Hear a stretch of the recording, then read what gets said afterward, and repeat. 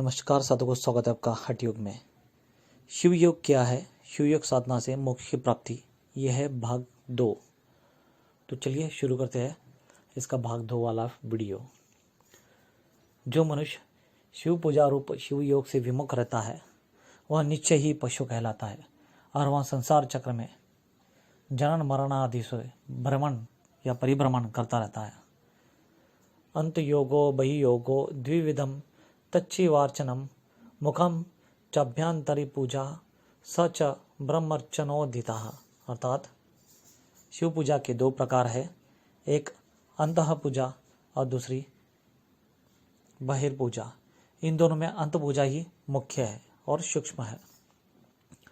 वह अंत पूजा बहिर्लिंग पूजा से ही उत्पन्न होती है। बाह्य इष्टलिंग पूजा किए बिना अंतर्लिंग पूजा सिद्ध नहीं हो सकती, इसलिए इष्टलिंग पूजा ही अंतर्लिंग पूजा का मुख्य साधन है। त्रिनेत्रम त्रिगुणाधारम त्रिमलक्ष कारणम सर्वमंगलया देव्या निजवा मंगल विभतम परम शिवम हृदय ध्यात्वा निश्चलीभूतमानसम यजे दाम्ब्य तरद्रव्यरधानेन तदत्ता क्षमाम्भु परिशेचनम सकल पूर्ण भाव अम्बरम त्रिशक्ति गुण संयुक्तम विहित सूत्र ततः। अर्थात इसका अर्थ आगे बताया जाता है। पहले इस श्लोक को पूर्ण करते हैं। स्वयं सिद्धु विदा समिदा कान पक्षातान शिवाना विनिदेश प्रकट्यभिषचारिणी धूपम तरश्चम तभित्यमिद्रियोत्तम कृता कल्पेश्च सुगदम सर्वचा जीवन रूप मरणतरे रजस्तम सत्वगुणम त्रज्ञातम प्राणमयस्ते च इत्यमे अभ्याम ब्रह्म मुख्य पूजा द्रम्यम संपेदेह शंकराय। त्रिनेत्री त्रिगुणाधार अनवादी मलत्रय को नाश करने वाले और अपने वाम भाग में उमा देवी से शुभायमान ऐसे शिव परमात्मा का हृदय कमल में एकाग्रचित से ध्यान करते हुए अभ्यंतर यानी कि आंतरिक उपचारों से उनकी पूजा करनी चाहिए। तो देखिए यहाँ पर बताया जा रहा है विस्तार से कैसे पूजा करनी चाहिए। अभ्यंतर उपचारणों का स्पष्टीकरण इस प्रकार है। शांति ही अभिषेक जल, विश्वव्यापकता भाव ही वस्त्र, इच्छा ज्ञान क्रियात्मक शक्तित्रय ही योग्य पवित्र, स्वरूप ज्ञान ही गंधानुलेपन, अत्यधिक दया ही अक्षता, परिशुद्ध भक्ति ही पुष्प, मनोबुद्धि अहंकार परमांत, कर्ण चतुष्टय ही धूप, इंद्रिय गुणोत्कार ही दीप, सुख दुख रहित आत्मस्वरूप ही नैवेद्य, सत्वरजस तमो गुणत्राय ही तांबुल और प्राण ही नमस्कार है।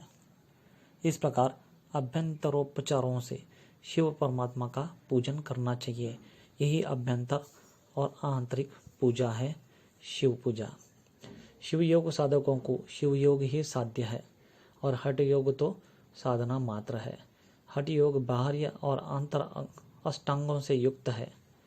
वीर शैवों को आंतर अष्टांगात्मक हठ योग द्वारा शिव योग का साधन करना चाहिए।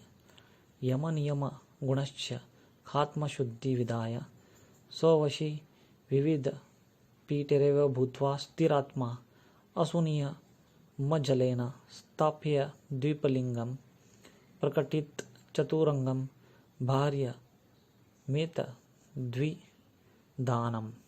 देखिए यहाँ पर बताया गया है शिव साधना कैसी करनी है, उसमें सूक्ष्म शिव साधना यानी कि आंतरिक शिव साधना कैसी करनी है, उसमें विचार भाव क्या लाना है, भाव क्या लाना है। शंभोर त्रयंतियमते गंधो ध्यानम प्रसूदे निश्चय द्रुदिता सा धूप समाधिरे शुद्ध मोहो परम अभ्यंतरा चुंदरस्तामिस्ता एवमस्टिंग्यो सदात्त पद्म सदीपिनी पूजयत परम देवम की भार्य दैव पूजन है। अर्थात यम नियमों के संबंधी 24 गुणों से आत्मशुद्धि करना और अपने वशीभूत पद्मादि आसनों से ध्येय को स्थिर करना और प्राणायाम रूपी जल से दिव्य लिंग का अभिषेक करना, इसे को बाह्य चतुरंग कहते हैं। देखिए बाह्य चतुरंग की साधना क्या है, ये महत्व का है, इसलिए यहाँ पर इसका विस्तार से बताया गया है। अभी आगे कहते हैं शिव जी के नेत्रादि इंद्रियों का विषय निवृत्ति रूप प्रत्याहार ही गंध है।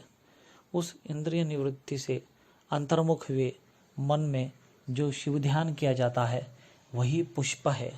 उन्हीं शिव जीवों को दृढ़ता के साथ धारण करना ही धारणा है और ज्ञात अज्ञात रूप समाधि ही नैवेद्य है।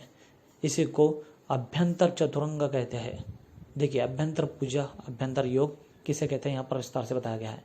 शिव योगी लोग इस प्रकार अष्टांग योग का साधन करते हुए अपने हृदय कमल में शिव परमात्मा का पूजन करें।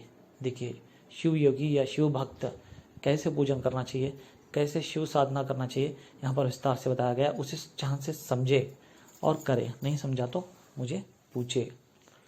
वीर शैवतमय भक्तम महेश प्रसादी प्राणलिंगी शरण एक के नाम से प्रसिद्ध जो षटस्थल है वे ही शिव योगी के मुख्य अंग है। यम नियम आदि अष्टांगों का भी षट स्थलों में ही समावेश होता है। यमेन नियमेनैव मन्य भक्त इति स्वयं स्थिरासनमायुक्तो महेश्वर पदान्वितः। यहाँ पर बताया गया है कि बाहरी अंग और अंतरंग, सूक्ष्म और बाहर, ये शिव साधना कैसे है, कैसे इनकी साधना संयम पूर्वक विस्तार से समझ के करनी चाहिए, तो ही वहाँ शिव साधना फलीभूत होगी उस शिव योगी को, उस शिव भक्त को। तो यहाँ पर और आगे बताया गया है कि क्या है, कैसे है। चर चरलस्तनम लिंगमाकाश संगकम प्राण तदेन्द्रिय संलीले प्राणलिंगे भवेतमोपान प्रत्याहारेण संयुक्त प्रसादिति न संशय ध्यान धारणा संपन्न शरणस्थलान सुभि लिंग देवे तमाम निश्चय क्लेम समाभिता एवं अष्टम योगेन वीर शैव भवे नरः। अर्थात यम नियम में से जो युक्त है उसी को भक्त कहते हैं, आसन से जो युक्त है उसको महेश्वर कहते हैं, और चराचर प्रपंच का जिस लिंग में लय होता है उस लिंग को आकाश कहते हैं। तो देखिए, यहाँ पर बताया गया है यम नियम यानी कि सत्य, अहिंसा, आस्था, ब्रह्मचर्य, अपरिग्रह, शौच, संतोष, तप, श्रद्धा, ईश्वर प्रणिधान, ये 10 अंग मिलाकर होते हैं यम नियम। तो इसे जो इसे धारण करता है वही सच्चा भक्त है। आकाश में जो मनुष्य अपने प्राण को लय करता है उसी को प्राणलिंगी कहते हैं। प्रत्याहार से जो युक्त है उसको प्रसादी कहते हैं। शिव परमात्मा के ध्यान धारणा आदि से जो युक्त है उसी को शरण कहते हैं। समाधि में जिसका मन स्थिर हुआ है और जिसको अद्वैत भाव उत्पन्न हुआ है उसी को ऐक्य यानी कि एक ही कहते हैं। इस प्रकार अष्टांग रूपी षटस्थलों का आचरण करने वाला सज्जन ही वीर शैव होता है। लिंग पुराण के प्रमाणों से भी इसी विषय का बोध होता है। तो देखिए, यहाँ पर विस्तार से बताया गया है कि क्या है शिव योगी, एक सच्चा भक्त कैसे साधना करता है और वहाँ कैसे माना जाता है कि वह सच्चा शिव योगी है, शिव भक्त है। तो यहाँ पर आगे कहते हैं, आगे बताते हैं, कीटो भ्रमर योगेन भ्रमरो भवति ध्रुवम मानवा शिव योगेन शिव भवति केवलम। अर्थात भ्रमर के योग से कीड़ा जैसे प्रत्यक्ष भ्रमर ही होता है, उसी प्रकार मानव भी शिव योग से केवल शिव ही हो जाता है। यही शिव योग का रहस्य है। अस्तु, यानी कि यहाँ पर हम समाप्त करते हैं शिव योग का दूसरा भाग। इसे शिव योग को जानकर, इसे समझकर, इसे साध कर एक योगी सच्चा शिव योगी होते हुए आत्म साक्षात्कार और मुक्ति को सहजता से प्राप्त करके समाधि अवस्था में जा सकता है और सभी षट चक्रों को जागृत करके मुक्त हो सकता है। तो बस इतना ही था इस वीडियो में। ये भाग दूसरा था, शिव योग साधना कैसे मोक्ष तक लेके जाती है और वहाँ क्या है, कैसे करना है। बस इतना था। धन्यवाद।